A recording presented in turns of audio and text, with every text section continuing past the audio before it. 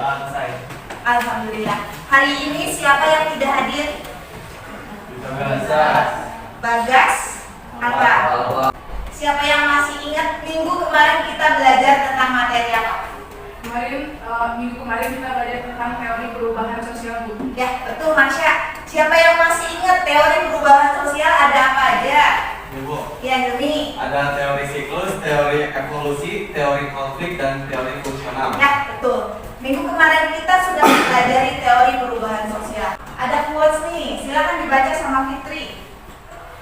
Orang-orang yang berhenti belajar akan menjadi pemilik masa lalu, dan orang-orang yang terus belajar akan menjadi pemilik masa depan. Betul. Kalian sebagai generasi muda harus rajin belajar. Karena ilmu sangat berguna untuk kalian, terutama untuk masa depan. Kalian jangan pernah berhenti belajar. Tujuan pembelajaran hari ini, nanti kalian harus mampu menguraikan bentuk perubahan sosial. Kalian juga harus mampu menganalisis ciri-ciri bentuk perubahan sosial. Juga kalian harus bisa menyajikan hasil diskusi tentang materi bentuk perubahan sosial.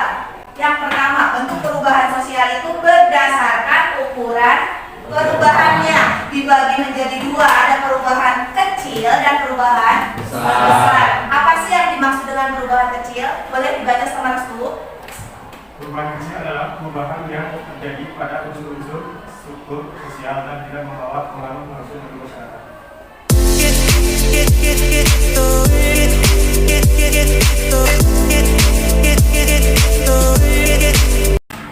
Silakan perhatikan videonya.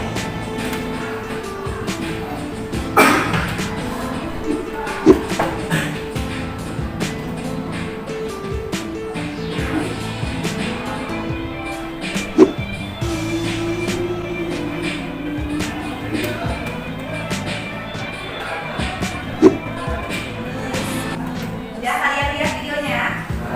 Video tentang apa sih yang sudah kalian saksikan? Urbanisasi, betul. Ada yang tahu nggak sih apa pengertian dari urbanisasi? Dari desa ke kota. Betul, Restu. Urbanisasi itu perpindahan penduduk dari desa ke kota.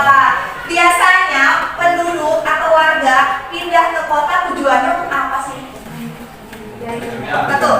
Tujuannya untuk mencari pekerjaan. Mereka menginginkan kehidupan yang lebih layak, menginginkan gaji yang tinggi. Makanya mereka berduyun-duyun pergi ke kota.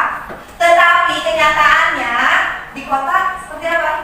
Biasanya mereka tidak mendapatkan pekerjaan yang layak, Bu. Betul, Riza. Penyebabnya apa sih mereka tidak mendapatkan pekerjaan yang layak? Hilmi? Salah satunya dari pendidikan yang rendah, Bu.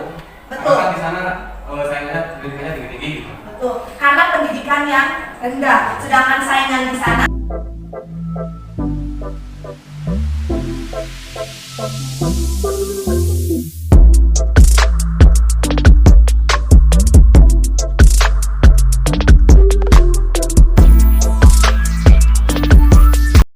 dimungkiri di sana mereka akan melakukan kriminalitas. Kenapa mereka akan melakukan kriminalitas?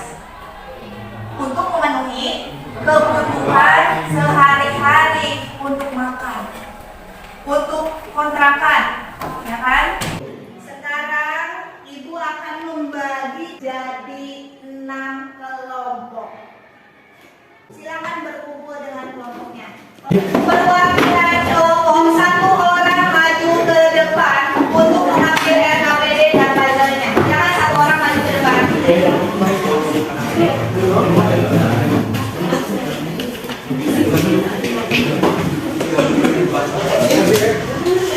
Nanti kalian susun puzzle kemudian tempelkan di sini.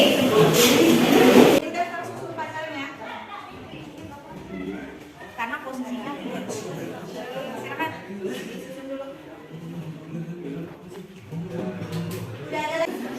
Waktunya untuk menyusun puzzle hanya 5 menit.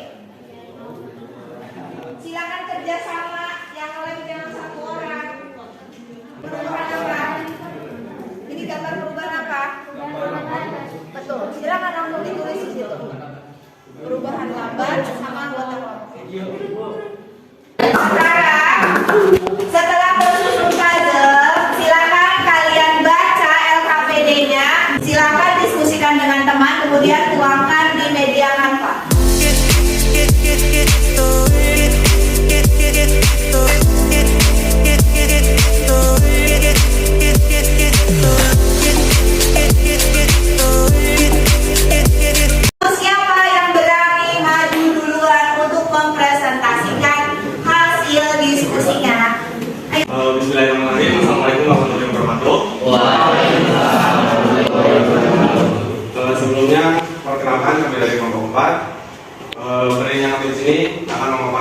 menerangkan sedikit tentang pengertian perubahan yang tidak dikehendaki. Seperti halnya tadi, kami puzzle tentang COVID. Nah, jadi salah satu contoh perubahan yang tidak dikehendaki itu adalah ini, virus COVID. Nah, pengertian perubahan yang tidak dikehendaki itu perubahan sosial yang tidak dikehendaki atau limited change atau tidak direncanakan dan merupakan perubahan yang terjadi di luar jangkauan pengawasan masyarakat atau kemampuan manusia. Perubahan ini dapat menyebabkan timbulnya akibat sosial yang tidak diharapkan masyarakat.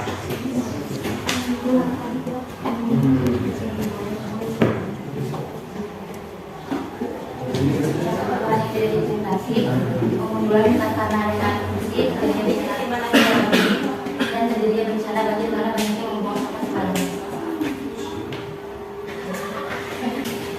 Contoh perubahan yang tidak dikehendaki, terjadinya pengerusakan ekosistem pantai, terjadinya global warming dengan menggunakan bahan bermutu. Jadi perubahan yang tidak dikehendaki tidak adanya yang baik dari masyarakat untuk menerima perubahan. Tidak semua anggota masyarakat yang menjalankan perubahan sosial yang terjadi. apa ada yang bertanya lagi? Saya apa penyebab dari perubahan yang tidak dikehendaki? Apa penyebab dari perubahan yang tidak dikehendaki? Seperti ini, ketika ada perubahan yang direncanakan, ada perubahan yang tidak direncanakan. Terkadang perubahan yang tidak direncanakan itu muncul akibat dari perubahan yang direncanakan. Contoh, perubahan yang direncanakan berarti kita ada pembangunan mall, pembangunan jalan tol. Kemudian apa sih perubahan yang tidak direncanakan dari pembangunan mall, jalan tol? Lahan hijau berkurang. Nah, berkurangnya lahan hijau. Kemudian apa lagi? Banjir. Terjadinya banjir karena tidak ada pepohonan untuk menyerap air. Bukan penyebab dari perubahan yang tidak direncanakan. Ada lagi yang mau menanggapi mengenai materi ini? Udah cukup? Cukup, boleh ditutup untuk kelompok Silvi dan teman-teman. Mungkin sekian pemaparan dan penerangan dari kelompok kami, yaitu tentang perubahan yang tidak dikehendaki. Kurang lebihnya saya mohon maaf. Bila mana ada yang kurang jelas, billahi taufiq wal hidayah. Wassalamualaikum warahmatullahi wabarakatuh.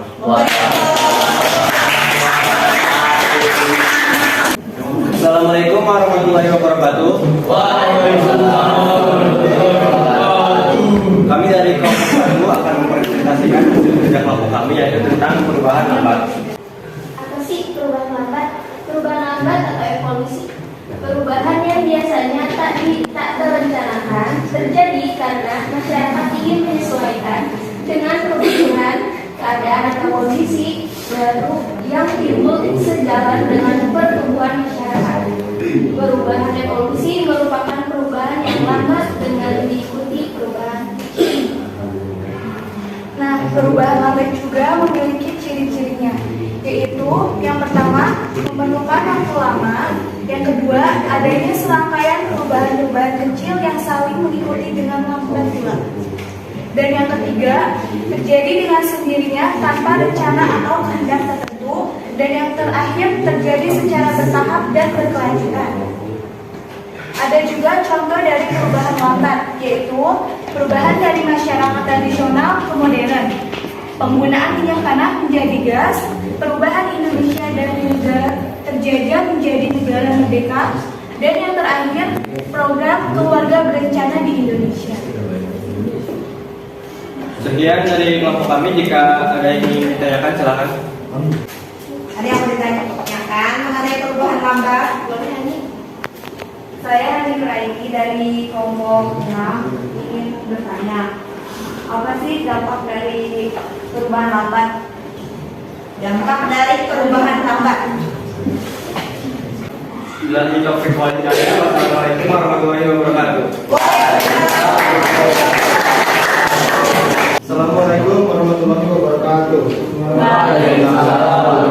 wabarakatuh. Saya akan mempresentasikan cerita kami, yaitu perubahan yang dikehendaki. Di sini ada panggil KB keluarga berencana, tujuannya untuk Kebijakan Rencana Usul Indonesia. Sebenarnya perubahan ini merupakan perubahan yang diperkirakan telah direncanakan terlebih dahulu oleh pihak yang menggunakan perubahan dari masyarakat. Pihak-pihak yang mengajukan perubahan biasanya menyebut alat Indonesia.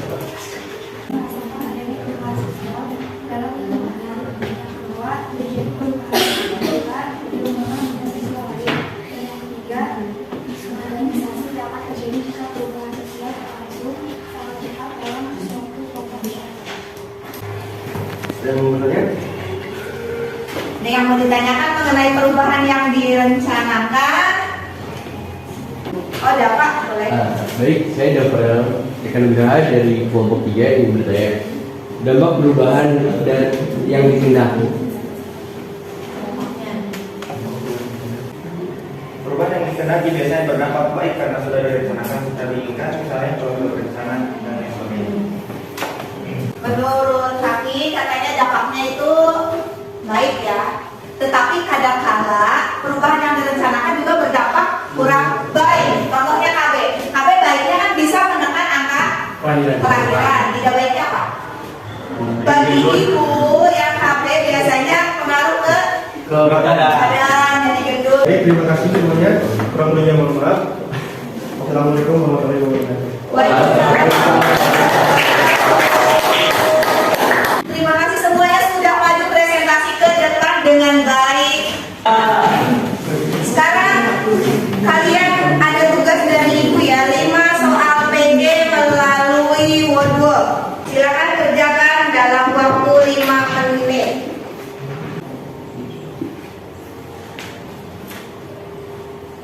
Sekarang kita sudah di akhir pembelajaran sosiologi. Siapa yang bisa memberikan kesimpulan materi kita hari ini?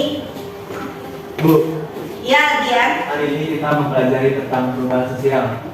Tuh, hari ini kita mempelajari tentang perubahan sosial, yaitu bentuk perubahan sosial. Terus, siapa lagi? Ibu, Abi. bentuk perubahan sosial ada bentuk perubahan besar, bentuk perubahan kecil, bentuk perubahan cepat, bentuk perubahan lambat, bentuk perubahan yang dikehendaki dan bentuk perubahan yang tidak dikehendaki. Ya, terima kasih Abi. Dan Alia sudah memberikan kesimpulan pembelajaran hari ini. Siapa yang bisa merefleksikan pembelajaran hari ini? Ya, Rahma. Kita belajar tentang puzzle. Jadi kita yang masa kecil seru dan bahagia, semua anak ikut aktif. Tadi kalian juga sudah menyusun puzzle menjadi gambar yang utuh. Kemudian siapa lagi yang bisa merefleksikan pembelajaran hari ini? Boleh Anita? Bukan tadi kita sudah mengerjakan tugas di Wordwall. Ternyata seru juga ya mengerjakan tugas di Wordwall seperti main game. Tuh, ya kalian juga sudah mengerjakan tugas di media Wordwall. Ada lagi yang bisa merefleksikan pembelajaran kali ini, Restu? Ternyata menggunakan berapa dalam presentasi itu memudahkan ibu. Ya, tadi juga kalian menuangkan diskusi lewat media Canva. Sudah terbiasa menggunakan Canva? Nah, berarti kalian lebih menarik kan kalau kita presentasi melalui Canva, betul? Untuk pembelajaran minggu depan, kita akan menuju ke materi kearifan lokal. Sebelumnya ada yang ingin ditanyakan? Kalau cukup Ibu akhiri kegiatan pembelajaran hari ini, silakan kalian tutup dengan doa sesudah belajar. Sudah belajar, lebih baik kita berdoa terlebih dahulu. Berdoa dimulai. Berdoa selesai. Wassalamualaikum warahmatullahi wabarakatuh. Sampai ketemu minggu